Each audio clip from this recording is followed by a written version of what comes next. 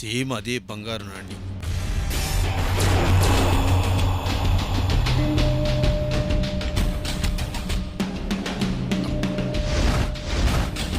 ఏమండి,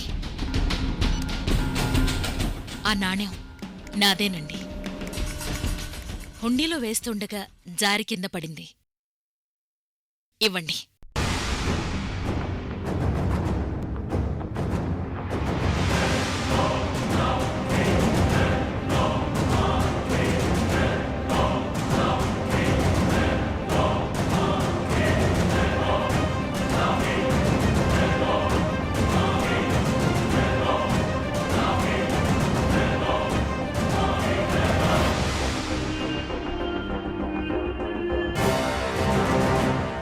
డౌట్ లేదు, ఇదే అది, అదే ఇది.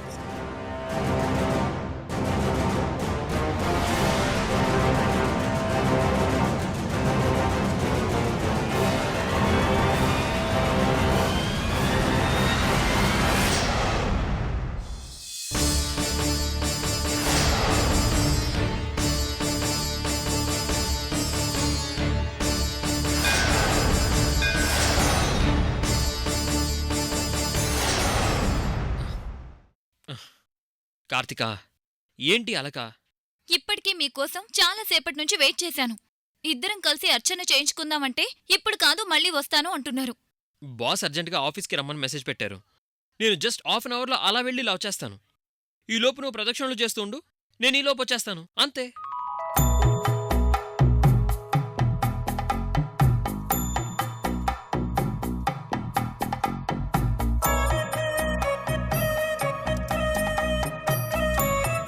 ఈయన ఎక్కడికెళ్లారు?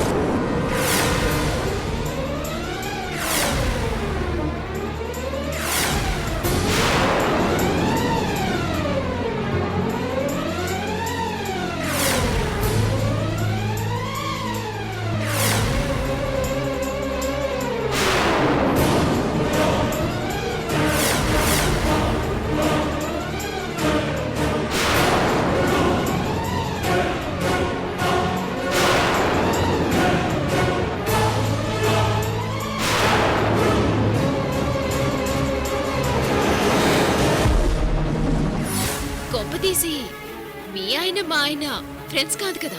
అయ్యుండొచ్చు.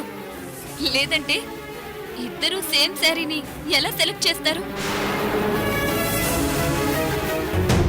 నిఖిల్, నిఖిల్,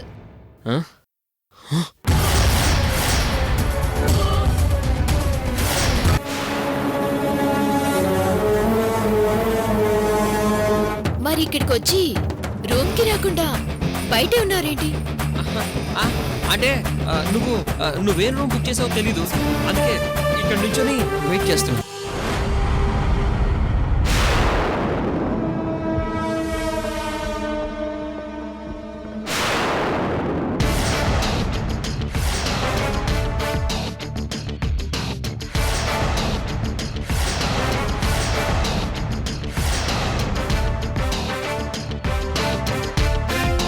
ఇవ్వండి.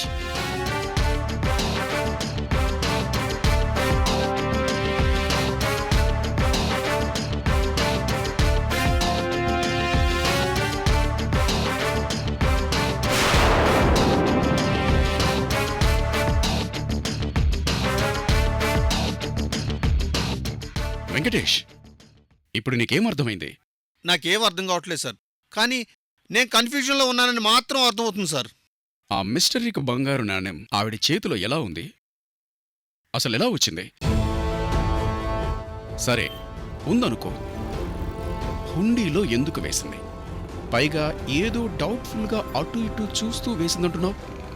అదేంటి సార్, నాకొచ్చిన డౌట్స్ అన్నీ మీరే చెప్తున్నారు. అసలు ఇంతకు మీకేం అర్థమైంది? షటా! Sorry sir. సీరియస్లీ, నువ్వు ఒక పని చేయాలి. చెప్పండి సార్.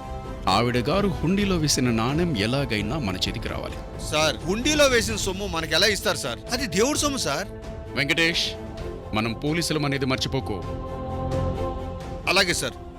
ఎలాగైనా సరే ఆ నాణ్యం మన చేతికి రావాలి, అంతే కదా? ఎగ్జాక్ట్లీ. ఆ విషయం నేను కనుక్కొని మీకు మళ్ళీ ఫోన్ చేస్తాను సార్.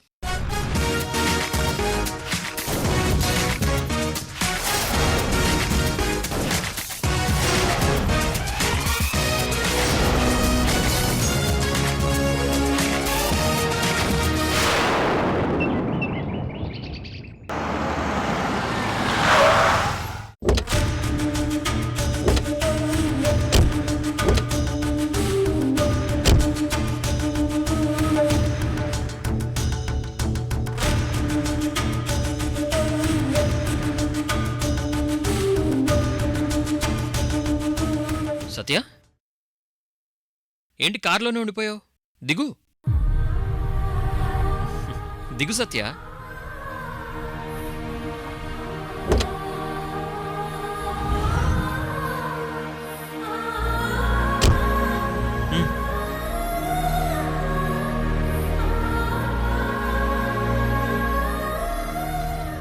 అమ్మా, ఏంట్రా? నేను అర్జెంటుగా ఒక ఫ్రెండ్ని రిసీవ్ చేసుకోవడానికి వెళ్తున్నాను. అదేంట్రా కొత్తగా నాకు చెప్తున్నావు? సత్యకి చెప్పు. సత్య, సారీ. నేను చెప్పారు కదా, వెళ్ళిరండి.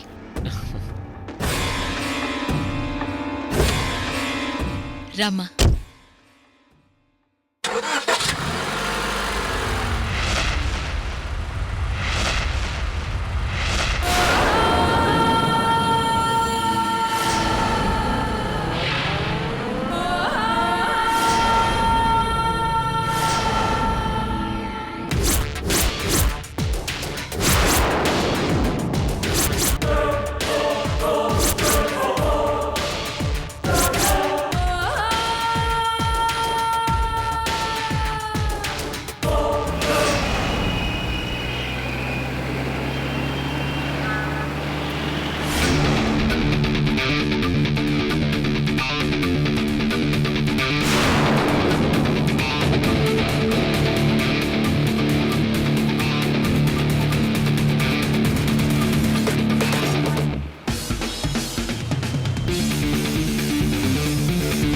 కొంపతీసి మీ ఆయన మా ఆయన ఫ్రెండ్స్ కాదు కదా?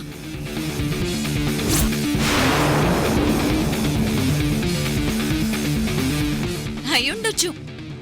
లేదంటే ఇద్దరూ సేమ్ శారీని ఎలా సెలెక్ట్ చేస్తారు?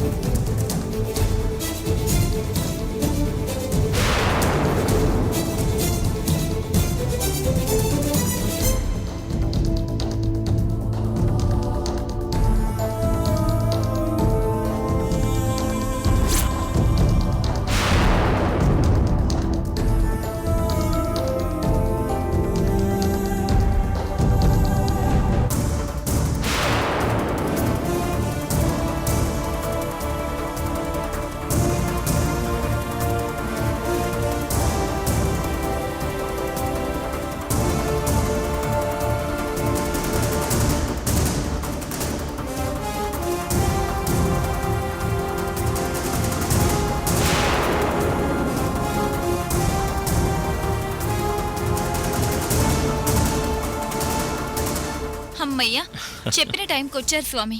అమ్మవారికి మాటిచ్చాక రాకపోతే ఆగ్రహించరు? అబ్బో, మజ్ను గారు వచ్చారండి. సరే సరే పద.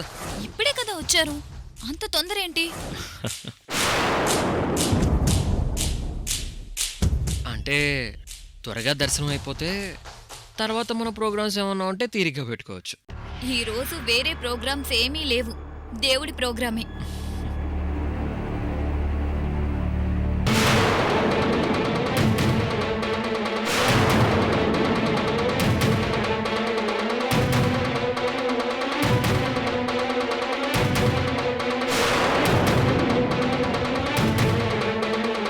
నిఖిల్ తన కోసమే వచ్చాడని కన్ఫర్మ్ అయింది. ఇప్పుడేం చేయాలి?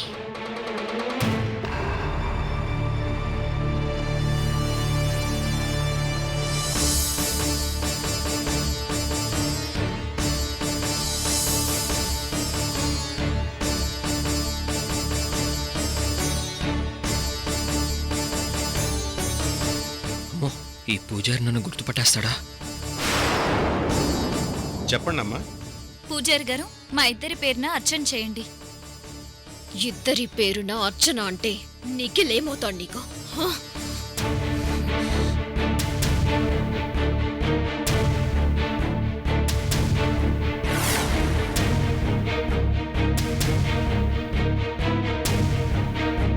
లేదంటే మీ అమ్మా నాన్న పేరు మీద అర్చన చేయించమంటారా? మనిద్దరి పేరు మీద చాలు. ఏంటి పూజారి గారు అలా చూస్తున్నారు? అది కాదమ్మా. ఆ, మనం ఏం చెప్తామా అని పంతులు గారు ఎదురు చూస్తున్నారు. అవునమ్మా, అవును. మా భార్యాభర్తల పేర్ల మీద అర్చన చేయండి పంతులు గారు.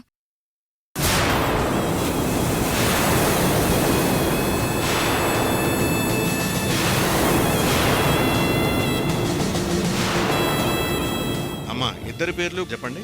నిఖిల్, కార్తిక. ధర్మార్థకామ్యమోక్ష చతుర్విధపురుషార్థసిద్ధ్యర్థం ఇష్టకామ్యార్థఫలసిద్ధ్యర్థం మనోవాంఛాఫలసిద్ధ్యర్థం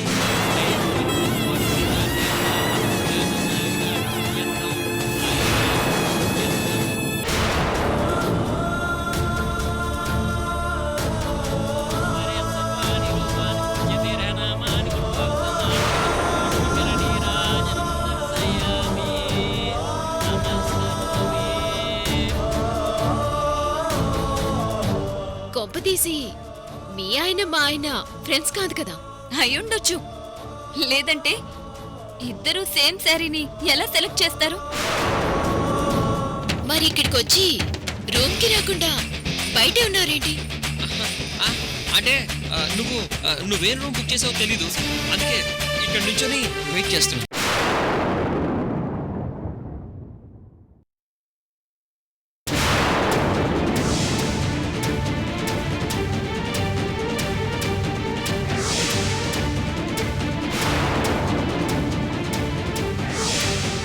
రే, మిమ్మల్ని ఇద్దరిని వదిలిపెట్టను.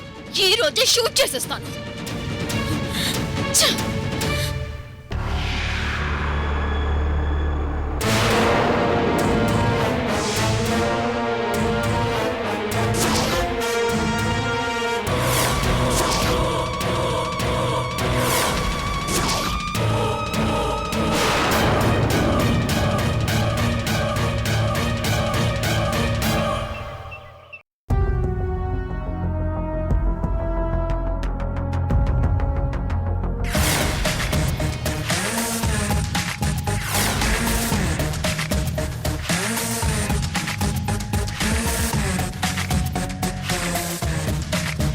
అమ్మగారు, ఎవరోనమ్మా చాలాసేపటి నుంచి ఫోన్ చేస్తున్నారు. అవునా?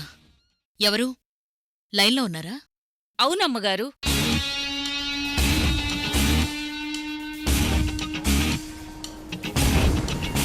హలో. నమస్తే మేడం. సుశీలాదేవి గారా? అవును. మీరెవరు? మేడం నమస్తే. నమస్కారం. Circle inspector of police Dhanush మాట్లాడుతున్నాను.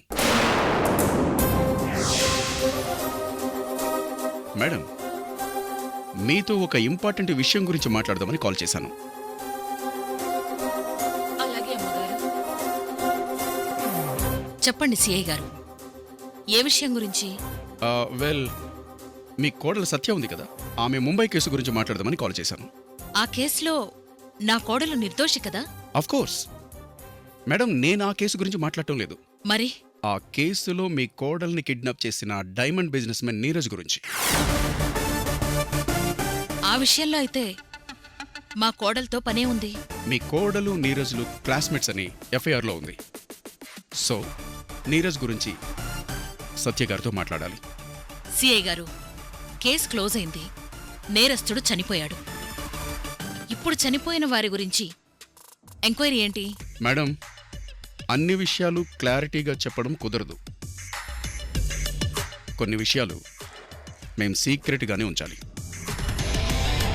మీ కోడలతో జస్ట్ 10 మినిట్స్ మాట్లాడితే చాలు, అది కూడా మీ కంఫర్టబుల్ టైంలోనే. అలాగే మీతో కూడా మాట్లాడాలి. సరే, వీలు చూసుకొని ఎప్పుడనేది నేను మీకు ఫోన్ చేస్తాను. Thank you madam, thank you very much.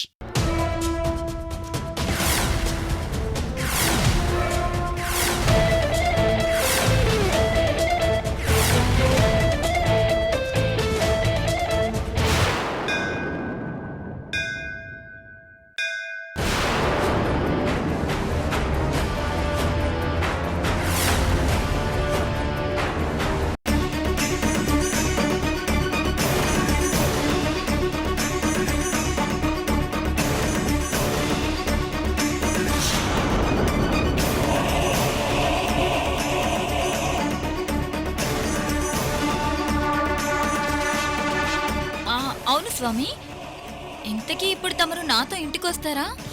లేదు, నిన్ను డ్రాప్ చేసి నేను ఇంటికెళ్ళాలి. అంతేనా? అంతే.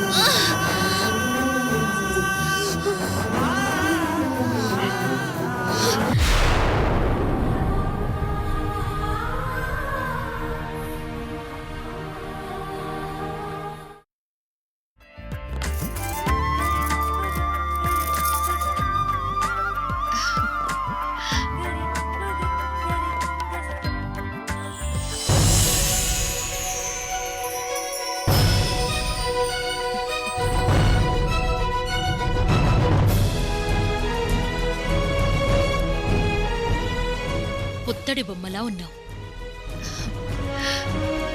అత్తయ్య, ఇప్పుడు ఈ నగలన్నీ ఎందుకు? పెళ్ళయ్యాక ఇంట్లో పెద్ద కోడలు అడుగుపెట్టాక బహుమతిగా ఇవ్వాలని మీ మావయ్య ప్రేమతో కొన్న నగలమ్మ ఇవి. అత్తయ్య, చెప్పమ్మా. నిజంగా మావయ్యకి కోడళ్ళంటే ఎంత ఇష్టమో కదా? అవునమ్మా, ఆయన ఆరోగ్యంగా ఉండుంటే మీ పెళ్ళిళ్ళు ఎంత ఘనంగా చేసేవారో మాటల్లో చెప్పలేము. పిల్లల పెళ్ళిళ్ళ గురించి తల్లిదండ్రులకు చాలా ఆశలుంటాయి.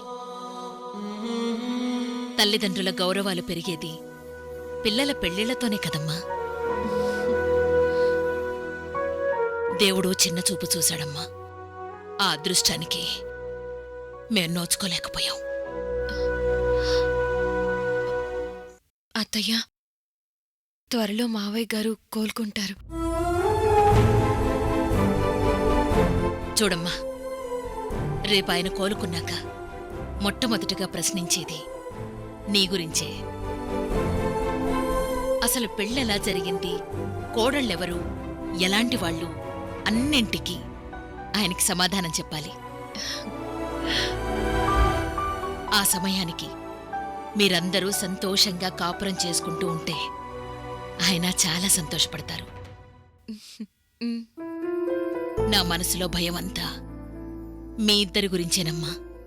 అత్తయ్య, అవునమ్మా, అఖిల్ చదువుకున్నవాడు. నువ్వు పల్లెటూరమ్మాయివి. అంతస్తులు చూసుకోకుండా పెళ్ళిళ్ళు చేస్తే కుటుంబం నరకమవుతుందని పెద్దలు చెప్పేవాళ్ళు. అలాంటి ప్రాబ్లం మీ మధ్య వచ్చిందేమోనని నాకు భయంగా ఉంది. నిన్నిష్టపడి ప్రేమించి పెళ్లి చేసుకున్నాడు. కొన్ని రోజులకు హఠాత్తుగా నువ్వంటే ఇష్టం లేదన్నట్టుగా మాట్లాడాడు. మధ్యలో డ్రింక్ చేస్తూ విచిత్రంగా ప్రవర్తించాడు. మళ్ళీ తప్పైపోయిందమ్మా, కావేరి అంటే నాకిష్టం, ప్రాణం అంటున్నాడు. అసలు మీ ఇద్దరి మధ్య ఏం జరిగిందో చెప్పమ్మా. అత్తయ్య, నేను మనస్ఫూర్తిగా చెప్తున్నాను. ఆయన ప్రవర్తనలో మార్పు ఎందుకొచ్చిందో నిజంగా నాకు తెలీదు. ఆయన పబ్బులకి బార్లకి ఇంతకు ముందు నుంచే వెళ్తున్నారు. మీరు లేనప్పుడు ఇంకాస్త ఎక్కువైంది. లేదమ్మా, ఎక్కడో ఏదో జరుగుతోంది. మందు అలవాటైన వాళ్ళు అంత త్వరగా మానుకోలేరు. ఆయనేమీ అలవాటు చేసుకోలేదు కదా అత్తయ్య. సత్యమ్మ గారు